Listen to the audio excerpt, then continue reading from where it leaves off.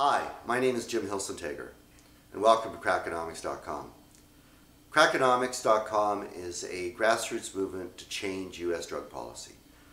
And we plan to do that by creating an awareness of what the issues are around the current drug policy, encouraging an online debate to talk about the pros and cons of alternative solutions, to vote on alternative drug policies, and finally for you to contact your congressman and let them know that in your view drug prohibition isn't working.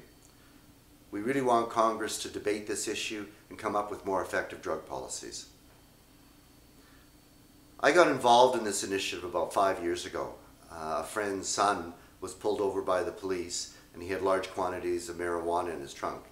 He was 16 years old, clean-cut kid, didn't fit my description of a drug dealer. And because of that, I had a chat with him a few days later and I asked him, I said, "Why are you dealing drugs?" His response was, "I make 50 grand a year, I sell just to my friends, and if I don't, someone else will." So I don't understand why everyone's getting bent out of shape. His response was really quite surprising to me. It wasn't what I expected. And because of that, it motivated me to order a number of books from Amazon.com and do a little bit of research into the whole issue of drug prohibition, just to understand it better.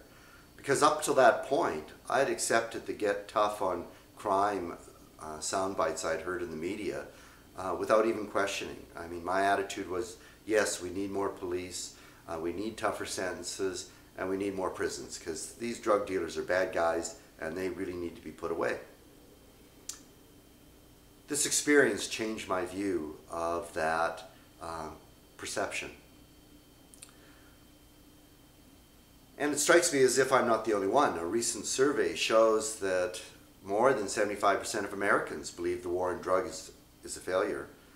And it's not even socially acceptable to have a debate in public about drug reform. A good example is just recently, El Paso City Council passed a unanimous motion requesting Congress to debate the whole issue of drug prohibition. And one of their representatives contacted the council and said, if you continue with this foolishness, you lose some federal funding. The mayor quickly vetoed the motion and it died. So it's just a case that we're at a point where it's still not okay to talk about drug reform. And I find that ludicrous. I mean, if we have a problem, which is clear we do have a problem, and we can't even talk about it to solve it, how will it ever get better? And that's really the motive for this website, is I am saying that we do have a problem, but you know what, if we put the time and energy into fixing it, we can fix it. We just need to do that.